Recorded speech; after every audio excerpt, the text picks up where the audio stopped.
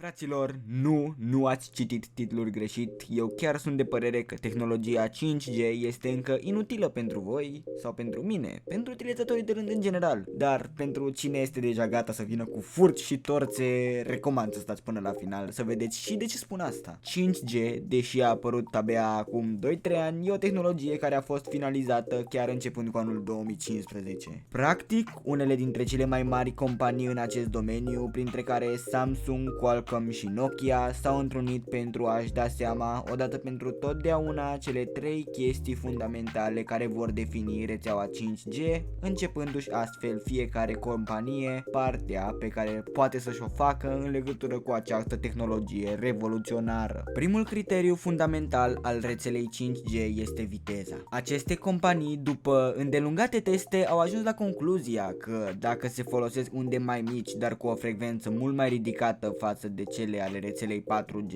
pe numele lor millimeter waves sau unde milimetrice în română, mă voi referi la aceste unde ca unde milimetrice pentru a fi mai ușor de înțeles de acum, pot emite niște semnale care să aibă substanțial mai multă energie, atât de multă energie încât 5G poate fi la capacitate maximă nu de 2, 3 sau poate chiar 10-20 de ori mai rapid ca 4G și chiar de 200, trecând de pragul de 2 gigabits chiar. Al doilea pilon al acestei rețele ar fi mai mulți potențiali utilizatori. Datorită acestor unde de frecvență înaltă, lățimea de bandă are și o frecvență crescută, drept urmare și mai multă capacitate potențială, astfel această rețea poate suporta de 5 ori mai mult trafic înainte să cedeze. Această capacitate mărită nu a fost gândită doar pentru tine și vecinul Georgel care se uită la clipuri cu pisici să se poată uita la încă 3 odată sau pentru tanti Mioara care ascultă propagandă de pe net ca să vadă mai multe live-uri pe Facebook, dar pentru lucruri mult mai folositoare întregii omeniri, de pildă visul oricărui gigant tehnologic, așa numitele orașe inteligente sau orașele viitorului, unde totul de la vehiculul tău, la mașina de spălat până la perusa de dinți să fie conectată la o rețea 5G individuală. Iar al treilea criteriu fundamental al acestei rețele este un timp de reacție extrem de scăzut, pentru că viteza nu înseamnă doar download sau upload. Aceasta înseamnă și timpul de răspuns între, de exemplu, tine apăsând pe acest videoclip și până când acea acțiune are loc. Aceste companii au fost atât de încrezătoare în rețeaua 5G încât au promis timp de reacție cu până de 100 de ori mai mici, de la 90 de milisecunde pe rețeaua 4G până la nici măcar o milisecundă. Nu vreau să fiu înțeles greșit, adică dacă asta chiar ar fi fost posibil până acum, ar fi schimbat total o grămadă de lucruri pentru că practic tot ce s-ar întâmpla pe internet ar fi în timp real. De exemplu, să zicem că ești la un match, fie el de basket sau fotbal sau orice altceva. Ai putea să deschizi camera telefonului și să vezi deasupra capului fiecărui jucător statisticile lor actualizate în timp real, cât și acțiunile pe care le fac acestea, cât puncte au și așa mai departe. Sau ar putea folosi chiar în metavers. Dacă chiar se vrea un metavers, păi pentru a se simți ca o experiență reală, totul ar trebui să se întâmple în timp real. Sau acest timp de reacție ar putea fi folosit la tot ce înseamnă mișcări de precizie, cum ar fi controlarea unui aparat medical de la kilometri distanță sau controlarea dronelor multiple sau cel mai important pentru mașinile autonome care se conduc singure, aceste fiind nevoite să răspundă mediului înconjurător sau să execute comenzi de pildă frânarea într-o fracțiune de secundă, deoarece aceasta face diferența între viață și moarte uneori. Asta este lumea pe care acești giganți ne-au promis-o odată cu această rețea, dar totuși acum vine întrebarea, și atunci de ce o prostie? În primul rând, 5G-ul a avut o problemă enormă din prima secundă existenței sale,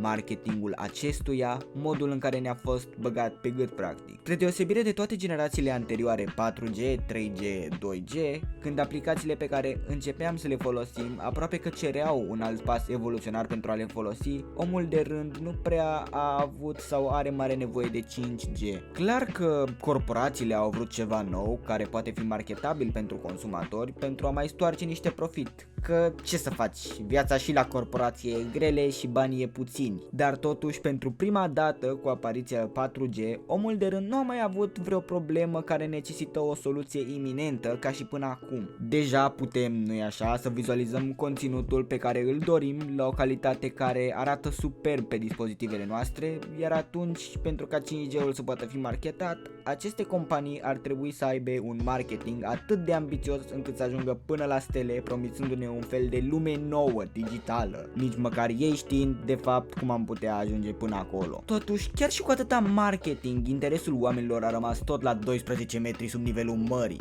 De ce? Pentru că în toată această vâlvă, companiile au promovat oamenilor de rând lucrurile, respectiv ideile greșite. Dacă întrebi un utilizator 4G ce ar vrea de la următorul pas, de la rețeaua 5G, probabil ar spune că o conexiune mai stabilă, niște viteze de maximul vitezei 4G, dar care să nu scadă sub maxim niciodată. În schimb, ce primim? O conexiune submediocră sau mediocră în 99% din cazuri și în 1% vitezele mari promise, viteze atât de mari încât omul de rând nu ar avea ce să facă cu așa viteză. Așa că, furnizorii de 5G au cam trebuit să inventeze nevoile care au ca unică rezolvare vitezele 5G. Au venit cu tot felul de scenarii care mai de care ipotetice pe care noi le-am putea atinge cu vitezele net superioare ale rețelei 5G, care, nu mă înțelegeți greșit, sună mirobolant și palpitant și poate în unele cazuri ar avea și unele beneficii practice, dar aceste lucruri sunt atât de deconectate de realitate, de ce utilizatorii vor în clipa asta. Furnizorilor de 5G nu le mai face gura spunând că aceste viteze ne vor permite capacitatea unei realități virtuale pretutindeni, dar să fim sinceri, dacă vrei să folosești un set de ochelari de realitate virtuală pentru a folosi ceea ce îi propun, n-ai vrea să o faci pe stradă din motive de siguranță sau măcar din motive sociale dacă nu. Aceștia nu se mai opresc din a vorbi despre orașe inteligente cu drone în loc de camere de vedere, lucru care din punct de vedere tehnologic e absolut fascinant, dar totuși nu cred că așa ajungi cu adevărat la masele de oameni. Sau despre faptul că doctorii își pot ofera pacienții de la distanțe inimaginabile din celălalt colț al lumii chiar. Ei, eu nu știu de voi, dar aș prefera ca doctorul care mă operează și în ale cărui mâini îmi poate sta viața să fie în aceeași încăpere cu mine, m-a simțit mai confortabil. Toate aceste lucruri sunt lucruri pe care, da, într-o zi vom vrea să le facem și vom fi capabili de ele. Deci, după cum am zis din start,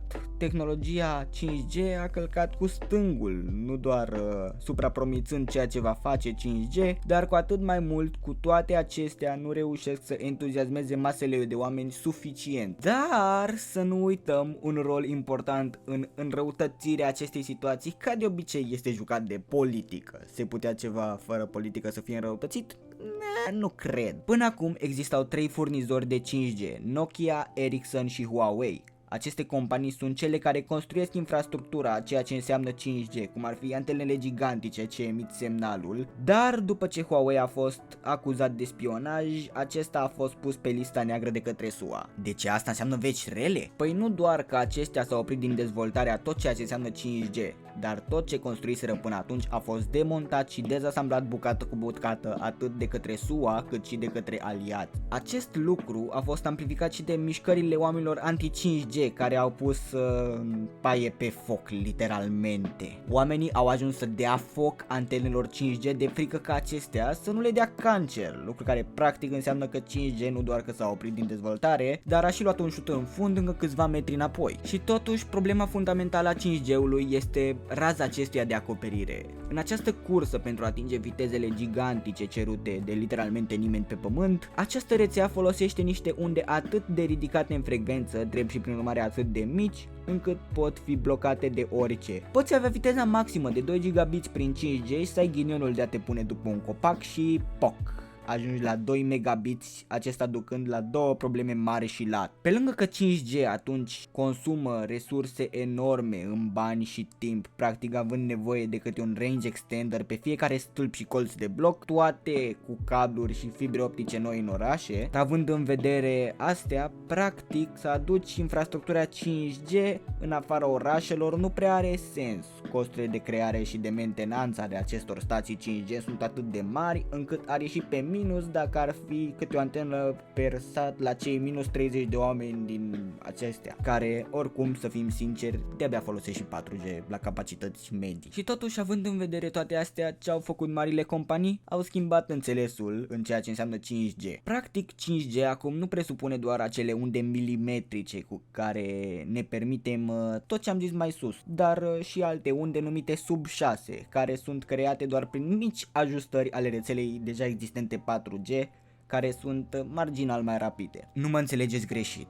intenția acestei mișcări este una bună, pentru că momentan nu există vreo șansă ca noi să fim capabili să acoperim pământul în unde milimetrice, dar prin faptul că sub 6 este considerat 5G s-au creat două consecințe. În primul rând este mai greu de diferențiat ceea ce înseamnă cu adevărat 5G și în al doilea 5G este practic diminuat în ochii oamenilor cu vitezele de sub 6 care sunt nicăieri pe lângă ceea ce ne-au promis cu undele milimetrice. Datorită acestor lucruri, până și investitorii sunt zgârciți în investițiile în 5G, încât până și compania Meta, cu toții știm compania Meta, fosta Facebook care acum s-a rebranduit, mai strânge curiaua la bani când vine vorba de această tehnologie. Având în vedere că practic 0,2% din suprafața globului are o conexiune 5G prin unde milimetrice și lucrurilor menționate mai sus, zic să salvați niște bani, cumpărați-vă dispozitive 4G, deoarece, da, 5G va fi mare într-o zi. Până atunci, datorită faptului că majoritatea dispozitivelor 5G sunt de fapt doar sub 6, această capacitate 5G va fi bună eventual pe post de hârtie igienică,